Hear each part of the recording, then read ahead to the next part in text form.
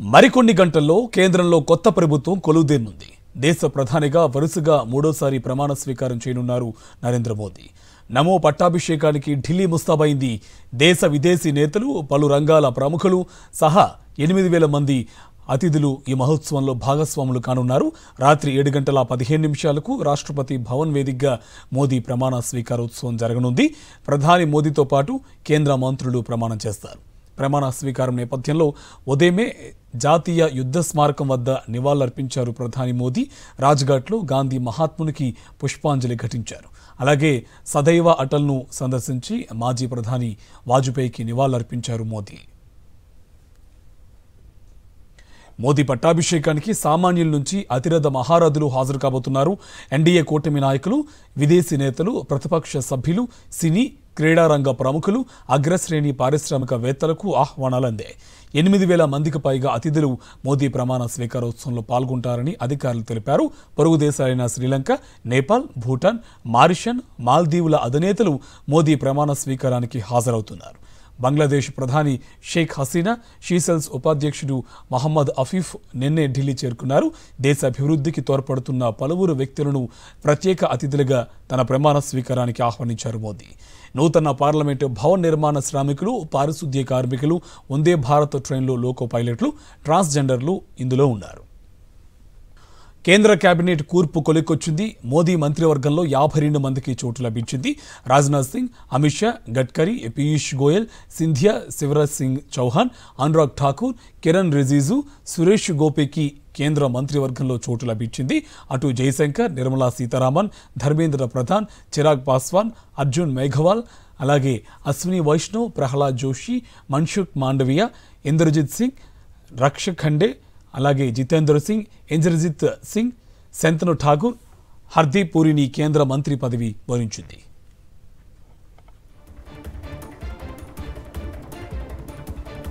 ఇక శోభా కరంద్లాజే, రవనీత్ సింగ్, సర్బానంద సోనేవాల్, అన్నపూర్ణాదేవి, జితిన్ ప్రసాద్, మనోహర్ లాల్ ఖట్టర్, హర్ష మల్హోత్రా, నిత్యానంద రాయ్, మురళీధర్ మోహల్, అలాగే కృష్ణపాల్ గుర్జర్, గిరిరాజ్ సింగ్, అజయ్ తమ్తా, గజేంద్ర సింగ్ షికావత్, శ్రీపాద్ నాయక్, సిఆర్ పాటిల్, సావిత్రి ఠాగూర్కు మంత్రి పదవులు లభించగా జేడీఎస్ నుంచి కుమారస్వామి, జేడీయూ నుంచి లలన్ సింగ్, రామ్నాథ్ ఠాకూర్, అలాగే HM chief Jithin Ram Manjhi, RLD నుంచి జయంత్ చౌదరి, షిండే శివసేన నుంచి ప్రతాప్రావు జాదవ్, అలాగే ఎన్సీపీ నుంచి ప్రఫుల్ పటేల్, అప్నాదల్ నుంచి అనుప్రియ పటేల్, ఆర్పీఐ నుంచి రామ్దాస్ అథవాలేకు కేంద్ర మంత్రి పదవులు లభించాయి.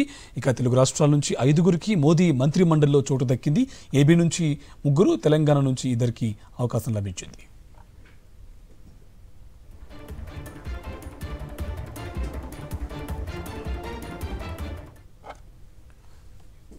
ఇదే అంశానికి సంబంధించి మరింత సమాచారం మా కరెస్పాండెంట్ వెంకటేష్ మనకి లైవ్లో అప్డేట్స్ అందిస్తారు. వెంకటేష్, అప్డేట్స్ ఏంటి? కేంద్ర మంత్రివర్గం కూర్పు ఆల్మోస్ట్ కంప్లీట్ అయింది, అప్డేట్స్ ఏంటి? మరొక 4 గంటల్లో ప్రధానమంత్రి నరేంద్ర మోడీ పట్టాభిషేకం జరగబోతోంది. మూడోసారి ప్రధానమంత్రిగా ప్రమాణ స్వీకారం చేసి ఆయన రికార్డు సృష్టించబోతున్నారు. జవహర్ లాల్ నెహ్రూ తర్వాత రెండో ప్రధానిగా మూడోసారి ప్రమాణ స్వీకారం చేసి రికార్డు సృష్టించబోతున్నారు. ఈ నేపథ్యంలో ఆయన తన కాబోయే మంత్రి మండలి సహచరులతో ఆయన ఇప్పటికే సమావేశమయ్యారు.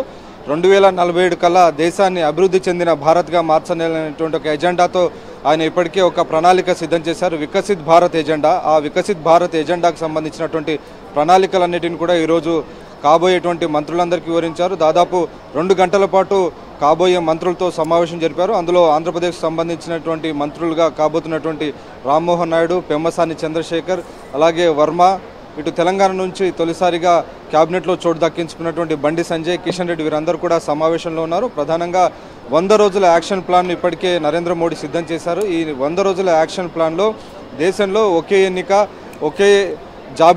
ఎన్నికల జాబితా దిశగా ముందడుగు వేయబోతున్నారు. వాటితో పాటు మొత్తం తయారీ రంగాన్ని, మ్యానుఫ్యాక్చరింగ్ ఇండస్ట్రీస్కి పెద్ద ఎత్తున ఊతమిచ్చేందుకు దేశంలో కొత్తగా 10 కొత్త నగరాలను ఏర్పాటు చేయాలనేటువంటి ఒక ఉద్దేశంతో 10,000 కోట్ల రూపాయలు ఖర్చు చేయబోతున్నారు. సో దానికి సంబంధించినటువంటి ప్రధానమైనటువంటి అంశాన్ని ఈరోజు మంత్రులందరికీ వివరించారు. తమ శాఖలకు సంబంధించినటువంటి 100 రోజుల యాక్షన్ ప్లాన్లోకి ఇమ్మీడియట్గా మంత్రులందరూ కూడా దిగాలని ఆయన ఆదేశాలు ఇచ్చారు. నిజానికి ఈ 100 రోజుల యాక్షన్ ప్లాన్కి సంబంధించి గతంలోనే దాదాపు 5-6 నెలల నుంచి 10 మంది కేంద్ర కార్యదర్శులతో 10 గ్రూపులు ఏర్పాటు చేశారు. 10 సెక్టోరియల్ గ్రూప్స్ ఏర్పాటు చేసి ఈ 100 రోజుల యాక్షన్ ప్లాన్ సిద్ధం చేశారు. ప్రధానంగా మ్యానుఫ్యాక్చరింగ్ అలాగే ఇన్ఫ్రాస్ట్రక్చర్ను డెవలప్ చేసేందుకే ప్రధానంగా దృష్టి పెట్టారు. దీని ఫలితంగా రాబోయేటువంటి రోజుల్లో పెద్ద ఎత్తున జాబ్స్ వచ్చేటువంటి అవకాశం ఉంది. కాబట్టి ఆ మేరకు 2047 కల్లా దేశాన్ని వికసిత్ భారత్ చేయాలంటే పెద్ద ఎత్తున ఉపాధి ఉద్యోగ అవకాశాలు సృష్టించేందుకు కేవలం మ్యానుఫ్యాక్చరింగ్ ఇండస్ట్రీ ఇన్ఫ్రాస్ట్రక్చర్ ఈ రెండింటిపైనే ప్రధానంగా దృష్టి పెట్టారు. సో వాటిని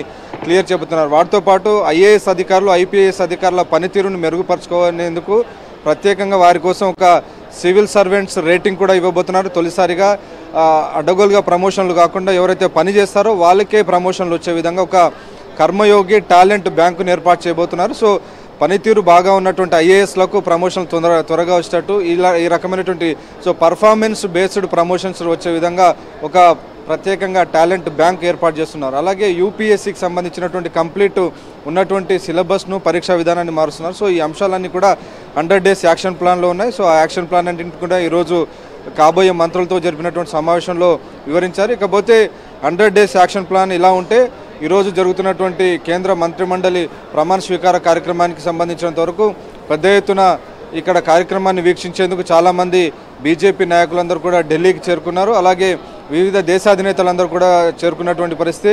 పొరుగు దేశాధినేతలైనటువంటి ఇటు బంగ్లాదేశ్ ప్రధాని షేక్ హసీనా కానీ శ్రీలంక ప్రధాని రనిల్ విక్రమసింఘే వీరందరూ కూడా ఢిల్లీకి చేరుకున్నారు. సో వారి సమక్షంలో మరి 4 గంటల్లో ఈ ప్రమాణ స్వీకార కార్యక్రమం జరగబోతుంది. దాదాపు 10,000 మంది అతిథులను ఈ కార్యక్రమానికి ఆహ్వానించారు. అలాగే పెద్ద ఎత్తున పోలీసు భద్రతను కూడా కట్టుదిట్టం చేసినటువంటి పరిస్థితి. సో ఈసారి జరిగేటువంటి కార్యక్రమం 7 గంటల 15 నిమిషాల నుంచి 8 గంటల వరకు మొత్తం కార్యక్రమం కూడా ఏర్పాటు చేసినటువంటి పరిస్థితి. సో మనం ఇక్కడ ఢిల్లీలో కూడా ప్రత్యేకంగా కిషన్ రెడ్డి నివాసంలో కూడా ఒక కార్యక్రమాన్ని ఏర్పాటు చేసి దీనికి సంబంధించినటువంటి ఒక లైవ్ టెలికాస్ట్ కూడా ఏర్పాటు చేసినటువంటి పరిస్థితి మనం చూస్తున్నాం.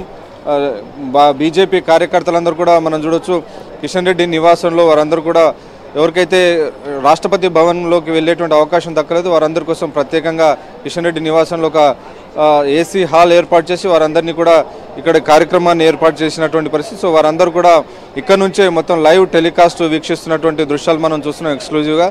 ప్రస్తుతానికి సాక్షి టెలికాస్ట్ కూడా ఇక్కడ బీజేపీ మంత్రులు కిషన్ రెడ్డి నివాసం జరుగుతుంది. సో నాయకులందరూ కూడా ఇక్కడ ఉన్నారు. సో వారందరూ కూడా కార్యకర్తలందరూ కూడా ఈ కార్యక్రమంలో తిలకించేందుకు ఢిల్లీకి వచ్చినటువంటి తెలంగాణ నుంచి వచ్చినటువంటి వారందరూ కూడా మన కిషన్ రెడ్డి నివాసంలో కనబడుతున్నారు. సో మొత్తానికి ఈ 3వసారి జరుగుతున్నటువంటి పట్టాభిషేకాన్ని కనులారా తిలకించేందుకు వీరందరూ కూడా వచ్చారు.